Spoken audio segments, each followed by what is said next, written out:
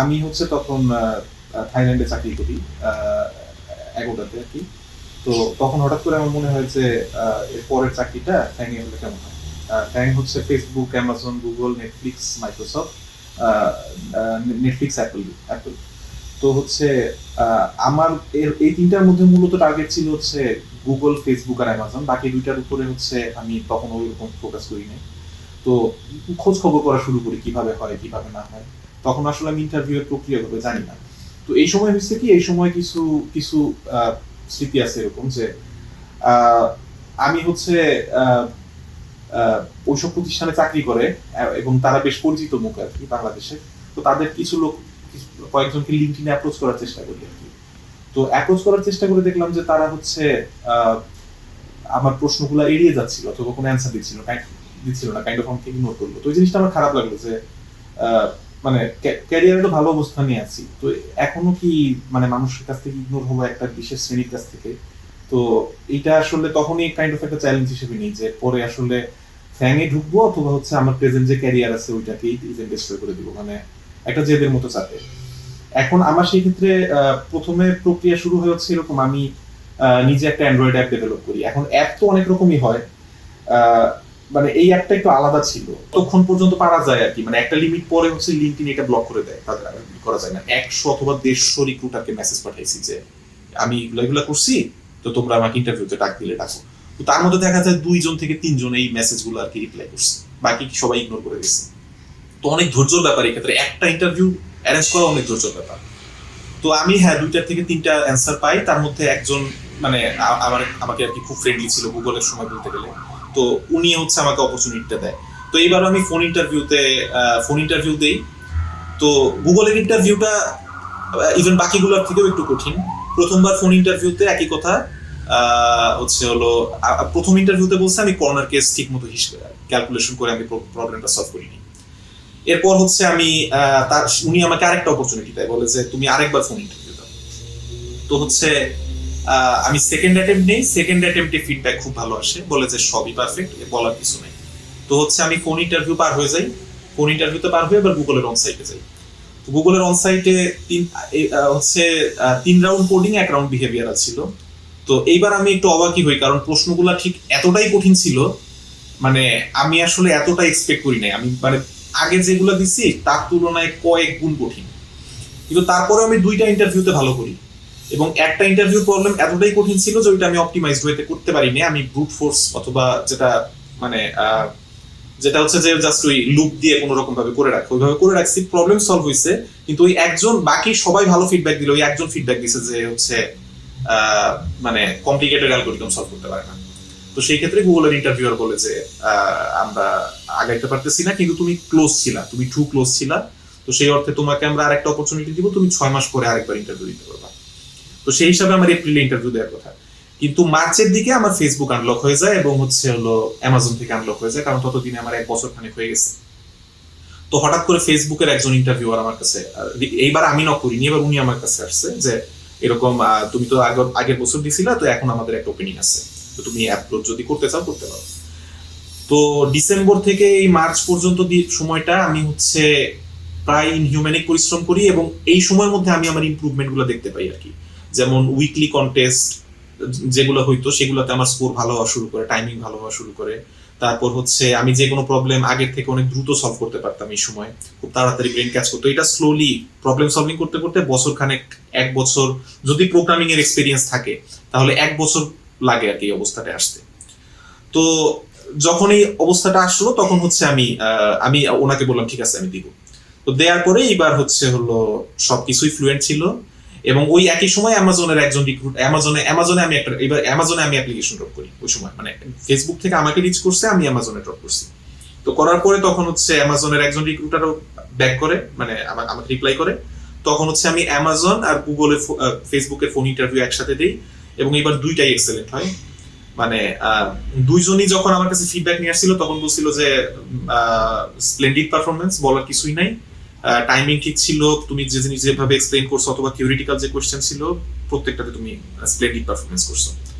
তো তারপর হচ্ছে অ্যামাজনেরটা দেয় হচ্ছে হলো 20 দিন পরে অনসাইটের শিডিউল, আর ফেসবুক হচ্ছে তাড়াতাড়ি অনসাইটের শিডিউল দেয়। তো তখন আমি হচ্ছে প্রথম ফেসবুকের গুলা করি, ফেসবুকের ইন্টারভিউ গুলা দিই। 2 রাউন্ড কোডিং, 1 রাউন্ড হলো সিস্টেম ডিজাইন, 1 রাউন্ড হলো বিহেভিয়ারাল, 1 রাউন্ড আরেকটা ইন্টারভিউ ক্রসিং ফাংশনাল। তো দেই আর কি। দেওয়ার পরে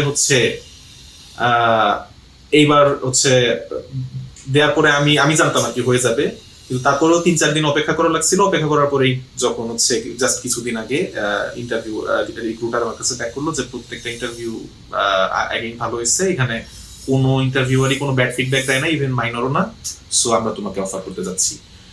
তো তারপরে আমার অ্যামাজনের আবার অনসাইটটা হওয়ার কথা, কিন্তু আমি ঠিক করলাম অনেক হয়েছে, এখন আসলে অনেক দিন হয়ে গেছে, আর আসলে ডবল মানে 2 নৌকায় পা দেওয়ার চেষ্টা করবো না। অনেকে করে যে মাল্টিপল অফার আনার পরে তারপর অফার নিয়ে নেগোশিয়েট করে, কিন্তু আমি আর আসলে ঝামেলা যাইতে চাইনি। তো রিসেন্টলি আমি অ্যামাজন, তারপরে আমি জাস্ট অ্যামাজনের ইন্টারভিউটাকে ডিনাই করে দিচ্ছি। সো ওইটা আমি বাদ দিচ্ছি, ওইটা আমি দিব না, আমি আমার অলরেডি একটা অফার চলে আসছে। সো এই পুরো প্রসেস, আর এই সাফল্যের গল্প। শুরুতেই বলে নিই যে এই পুরো প্রক্রিয়াটার সময় আমরা আসলে দেশে ছিলাম না, আমরা থাইল্যান্ডে ছিলাম। থাইল্যান্ডে আমি চাকরি করতাম। চাকরি ছাড়ার পরেও আমরা আসলে দেশে ফিরে যাইনি 1.5 বছর। আমরা ঠিক করি যে এই সময়টা আসলে হওয়ার আগ পর্যন্ত আমি যেহেতু সোশ্যাল অ্যাকাউন্ট সব বন্ধ করে রাখছি, কারোর সাথে ওইভাবে যোগাযোগ হয় না, খুব ক্লোজ কিছু জুনিয়র ছাড়া। সো এই সময়ের মধ্যে আমরা দেশে ফিরে যাব না। আর দেশে ফিরে না যাওয়ার আরেকটা কারণ ছিল যে আমার স্ত্রী, ও এখানে ব্যাচেলর অফ আইটি শেষ করতেছে, তার ডিগ্রি অলমোস্ট শেষের দিকে। তো তার ক্লাসের জন্য আসলে তখন ক্লাস চলতেছিল, অনলাইনে চলতেছিল, কিন্তু তারপরেও কখনো ফিজিক্যাল হইতে পারে আর কি। তো এই কারণে আসলে যাওয়া হয় নাই। তো হয়েছে কি, এই সময়টাতে আমার প্রিপারেশন নেওয়া লাগছে।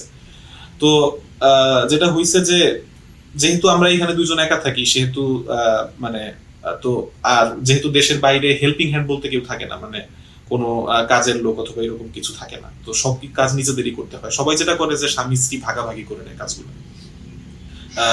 কারণ একার পক্ষে তো এটা কঠিন হয়ে যায়। আর মোরওভার আমার আমার 2টা পেট আছে, একটা বিড়াল আর একটা কুকুর আছে এখানে। তো ওদের দেখাশোনাও একটা বড় ব্যাপার। তো আমি যখন চাকরি করতাম তখন আমরা ভাগাভাগি করে নিচ্ছি, একসাথে করতাম। কিন্তু যখন আমি প্রিপারেশন শুরু করি এবং যখন আস্তে আস্তে ডিপে যাই, তখন আসলে আমার মানসিক অবস্থা এরকম ছিল না কাজ করার অথবা ঘরের কাজে সাহায্য করার স্ত্রীকে, এরকম মানে মানসিক অবস্থা অথবা সময় কোনোটাই পাইনি। কারণ আমার যে সময়টা আমি আমার যে জবটা তখন করি অনলাইনে, ওইটা কাজ করার পরে থাকে পুরো সময়টাই আমার ডেটা স্ট্রাকচার অ্যালগরিদম সলভ করতে যায়। সুতরাং এই সময়টাই পুরা সবকিছু সামলানো, সে খুশি হাসি মুখে সবকিছু করছে আর কি। আমাকে সবকিছুর থেকে দূরে রাখছিল। আমার কোনো আত্মীয় স্বজনের থেকে যখন ফোন আসতো, আমি অধিকাংশ সময় বলতাম যে আমি কথা বলবো না এখন। তো সে সবার সাথে আমার দিক তার দিক পুরা সবকিছু মেনটেন করছে। আমার এই পেটদের দেখাশোনা করা, যেখানে আমি তাদের ওইরকম আমি আনছি আমারই পেট, তারও পেট, কিন্তু দায়িত্ব তো 2জনেরই। আমি তাদের আসলে ওইভাবে কোনো দেখাশোনা করতে পারিনি, এইটাও সে করছে। তারপর যখন আমি ফেইল্ড গুলা হই, তখন অনেক সময় আছে আমি বলছিলাম যে না আর দিব না, এখন বাদ দিয়ে দিই। যেমন অ্যামাজনের বছরের মাঝখানে যখন অ্যামাজনের রিজেকশনটা আসে, তখন আমি বলি যে অনেক হয়েছে, আর দরকার নেই, এখন বাদ দিয়ে দিই। তখন সে বলে না হবেই হবে, তুমি এত চেষ্টা করতেছো, এটা তো বাদ দেওয়ার প্রশ্নই আসে না, এত বড় স্বপ্ন। আর অনেকের কাছ থেকে কিন্তু ইনসাল্ট হয়েছি বেসিক্যালি শুরু করার আগে, যেটা বললাম। তো সেইটা আসলে কখনোই ওইভাবে বাদ দিতে দেয় নাই। সে সবসময়, আমি যদি হাল ছেড়েও দিই, সে আমাকে সবসময় গোলের উপর আমাকে ফিরে আনছে। তারপর আরো যদি বলি, সময় দেওয়ার ব্যাপারটা, সময় হয়তো ওইভাবে দিতে পারিনি, এই জন্য আমি তার কাছে আর কি দুঃখিত বলতে গেলে। কারণ ম্যাক্সিমাম সময় দেখা যায় যে আমি রাত 12টার থেকে কাজ করা শুরু করতাম, সকাল 7টা পর্যন্ত করে 7টার সময় ঘুমায়, দুপুরে 1টার সময় ঘুম থেকে উঠতাম, তখন আবার শুরু করতাম। তো একটা ছন্ন ছাড়া একটা সাইকেলের মধ্যে দিয়ে লাইফ গেছে, এবং সে পুরা জিনিসটাতে আমার সাপোর্ট দিয়ে এবং সবকিছুতে সে খুশি ছিল। এবং হওয়ার পরে তার যে আনন্দটা আমি দেখছি, ওইটা ভাষায় ব্যক্ত করার মতো না। এর বাইরে বলতে গেলে পরিবারের মধ্যে আমার মা বাবার অবদান অনেক। মার অবদান কারণ যে আমাদের পরিবারে এই ধরনের রেকর্ড তো নাই। তো ছোটবেলার থেকে আমাকে বড় করা, ছোটবেলার থেকে কাইন্ড অফ আমাকে খুব অন্যরকম ভাবে প্যাম্পারিং করার চেষ্টা করছে আমার মা, যাতে পরিবারের মধ্যে বাকিদের থেকে আমি অন্যরকম কিছু করতে পারি। তো এই জন্য তার অবদান অনেক বেশি, বাবার অবদানও বেশি। আর শেষে না বলতেই না, আমার কিছু জুনিয়র, তারা আমাকে প্রচন্ড মানসিক সাপোর্ট দিচ্ছে। এবং তাদের মধ্যে আমি প্রথমেই বলতে চাই হচ্ছে রাগিবা হাসানুল হুদা ইসি 15, এবং হচ্ছে হলো আলামিন হোসেন মিঠু ইসি 15। এদের সাথে আমি মাঝে মাঝেই হচ্ছে কথা বলতাম এগুলো নিয়ে, ঠিক আছে, ফোন করে। আহ, ওরাও বলতো যে ভাই আপনি আপনার হবে, আপনি বাদ দিয়ে না, কি কিছু বাদ দিয়ে না, আপনি লেগে থাকেন, আপনার হবে। ইভেন প্রত্যেকবার না হওয়ার পরে বলছে আমি দুজনকে অসম্ভব ধন্যবাদ জানি। তো এই হচ্ছে আমার ধন্যবাদের পর্ব। জুনিয়রদের জন্য পরামর্শ দিব যে তারা প্রোগ্রামিং করে, এরা যাতে এই জিনিসটাকে সিরিয়াসলি নেয় এবং ভার্সিটি শুরু থেকে এই এই জিনিসগুলো নিয়ে পড়াশোনা করে রেগুলার। এবং আসলে কাজ কাজ সংক্রান্ত বিষয় যেগুলো, যেমন ধরলাম যে HTML CSS JavaScript web development, এগুলোতে ফোকাস না দিয়ে তারা যাতে ওই সময়টা একটা ল্যাঙ্গুয়েজের জাস্ট যে ল্যাঙ্গুয়েজটা পারে ভালো পারে সেটাতে লেগে থেকে তাদের analytical ability, problem solving ability, এগুলাতে যাতে জোর দেয়। ল্যাঙ্গুয়েজ মানে কতগুলা ফ্রেমওয়ার্ক এগুলো জানার আসলে ভার্সিটিতে কোনো দরকার নেই, এগুলো পরে বের হওয়ার পরে জানা যায়, একটা জায়গায় চাকরিতে ঢুকলে জানা যায়। কিন্তু অ্যালগোরিদমে যদি গ্যাপ থাকে এটা পরে ঠিক করা বহু কষ্ট। মানে যেমন আমার পাশ করার পরে হচ্ছে 7 বছর 8 বছর লেগে গেল, অনেক এরকমই হবে আর কি সেই ক্ষেত্রে। কিন্তু আমি আশা করবো যে যারা ভালো তারা যাতে এটা ভার্সিটি থেকেই করে, এবং তাদের যদি আসলে ডিপার্টমেন্ট থেকে একটু পৃষ্ঠপোষকতা করা হয়, আর্থিকভাবে হতে পারে, তাদের হচ্ছে গ্রেডের অন্যান্য ব্যাপার স্যাপার নিয়ে হতে পারে, যে তারা এই ব্যাপারটা ভালো, তাদের গ্রেডের অন্য ব্যাপারগুলো কনসিডার করি। ক্লাস, কারণ তাদের হয়তো অনেক সময় ক্লাস কন্টেস্টের কারণে ক্লাস মিস যেতে পারে, এই ব্যাপারগুলো যদি একটু ডিপার্টমেন্ট থেকে পৃষ্ঠপোষকতা করে আমি জানি অনেকেই ভালো করবে। এবং আমাদেরও প্রত্যেক বছর হয়তো এক সময় 10 জন 8 জন করে গুগল ফেসবুক অ্যামাজনে ঢুকবে। তো বিশ্ববিদ্যালয়ের কথা তো ভুলাম না, মানে অসম্ভব সুন্দর একটা সময় কাটছে আমার, বলতে গেলে জীবনের শ্রেষ্ঠতম 4 বছরের মধ্যে আর কি এটা আর কি। তো যেটা হইছে যে আমি আসলে একটু ব্যাক বেঞ্চার টাইপের ছাত্র ছিলাম। মানে আমি হচ্ছে যেটা করতাম যে সকালে সবসময় দেরি করে ঘুম থেকে ওঠার অভ্যাস ছিল, কখনোই সকালে সকালে ঘুম থেকে উঠতে পারতাম না। তো দেখা যায় সকালে সবগুলো ক্লাস আমি মিস করতাম, আর ম্যাক্সিমাম ক্ষেত্রে আমি অ্যাটেন্ডেন্সে 0 পাইতাম, মানে আমার অ্যাটেন্ডেন্স সবসময় 60%-এর নিচে থাকতো। আর হচ্ছে তারপরেও হচ্ছে হ্যাঁ, কিন্তু ক্লাসে আবার যে ক্লাসগুলো আমি করতাম সেগুলাতে হচ্ছে কি যে মানে টিচাররা যে প্রশ্নগুলা করতেন ক্লাসে অনেক সময় হচ্ছে অ্যান্সার আমি দিতে পারতাম আর কি। বাকি বন্ধুরাও দিতে পারতো, কিন্তু হচ্ছে আমারও দেওয়ার একটা বড় রকম অংশ ছিল। এই কারণে টিচাররা যে আমার এই যে এই সব স্বভাবের কারণেও, ছন্ন ছাড়া স্বভাবের কারণে আমাকে পছন্দ করতো। তারপর দ্বিতীয় হচ্ছে একটা জিনিস আমি বলবো এখানে, যে ভার্সিটিতে থাকতে আমি একটা কাজ করছি যেটা হচ্ছে পরবর্তীতে আমার এই যে গোল অথবা নলেজের ডেপথ, মানে ধরলাম প্রোগ্রামিং এ না, কিন্তু আমার অন্যান্য ব্যাপারে ভালো নলেজ ছিল। যেমন প্রোগ্রামিং ল্যাঙ্গুয়েজ জাভা আমি খুব ভালো জানতাম, ডিজিটাল ইমেজ প্রসেসিং এ ভালো দখল ছিল, আরো কিছু বিষয় সম্পর্কে আমি ওই সময় বেশ ভালো পড়াশোনা করছি, ডিজিটাল সিগন্যাল প্রসেসিং সম্পর্কে ভালো ধারণা ছিল। তো হচ্ছে এই ধরনের ব্যাপারগুলো আমি যেটা করতাম কি, আমি হচ্ছে ভার্সিটিতে, আমাদের ভার্সিটিতে নোটের প্রচলন আছে, যে সবাই হয় কি বড় ভাইদের আগের বছরগুলোর নোট নিয়ে ওগুলা হচ্ছে পড়ে, মূলত ওগুলা দিয়ে হচ্ছে ভাবে যে ওগুলা থেকে আসবে।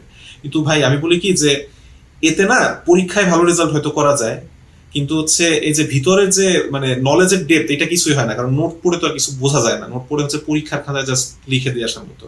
তো আমি এটা বলতে পারি যে আমি 4 বছরের মধ্যে একটা নোটও পড়ি নাই, কোনো নোট আমি মানে ফটোকপি করে কারো কাছ থেকে নেইও নাই, কোনো নোট পড়িও নাই। আমার পুরো পড়াটাই ছিল আমি বই পড়তাম, যতটুকু পড়তে পারি ততটুকু পড়তাম, বাকি অংশ রেখে দিতাম। ইভেন ওগুলো আমি হয়তো সিলেবাসের একটা অংশ আমি ধরতামই না, কিন্তু যতটুকু পড়তাম বই পড়তাম, বই ইভেন দাগিয়ে দাগিয়ে পড়ার অভ্যাস ছিল একটা আমার, এটা এটা বলবো। ঠিক আছে, আমি ভার্সিটিতে পুরো 4 বছরে কখনো কোনো নোট টাচ করি নাই। আর হচ্ছে ভার্সিটিতে অনেক সময় ইন্টারেস্টিং কিছু প্রজেক্ট করছি। শেষ দিকে একটা মনে আছে যে একটা অটোমেটিক ইমেজ প্রসেসিং দিয়ে একটা গ্যারেজ ডোর কন্ট্রোলার করছিলাম, আমাদের সময় তো এরকম প্রচলন ছিল না, মাইক্রো কন্ট্রোলার নিয়ে একটা প্রজেক্ট করছিলাম। আবার কিছু কিছু প্রজেক্টে ফেল করছি। সো সব মিলায় একবার মনে আছে যে একটা এম রিসিভার বানাইতে দিছিল আমাদের শেরিশ ম্যাডাম। তো ওইখানে হচ্ছে আমরা খুব বাজে ভাবে আমরা হচ্ছে আমাদেরটাই মিল ছিল না, আর অনেক ব্যাচের হচ্ছে মিলে গেছিল। ম্যাডাম ওই ক্ষেত্রে খুব বকাবকি করছিল ওই সময়, তো মনে আছে। কিন্তু ম্যাডাম অনেক ভালো মানুষ আর কি। এই আর কি অনেক টিচাররা, আমাদের ডিপার্টমেন্টের আলম স্যার, আমাদের ডিপার্টমেন্টের জিয়া স্যার, এনাদের থিসিসের সময় এনাদের অবদান বলার মতো না। সিনিয়র ভাইরা অনেকে অনেক সাহায্য করছে, অনেক আদর করতো অনেকে, ঠিক আছে, তাদের অবদানও বলার মতো না। তো সব মিলে খুব সুন্দর 4টা বছর কাটছে আর কি, এই তো।